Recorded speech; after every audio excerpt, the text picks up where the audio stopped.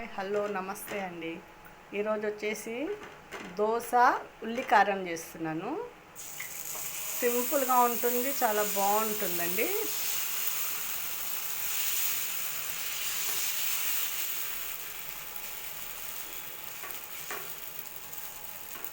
దీంట్లోకి వచ్చేసేసి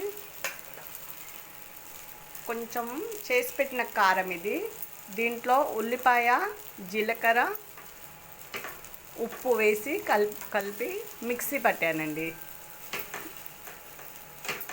దీన్ని కొంచెం ఉల్లికారం లాగా మనము చేసుకుంటే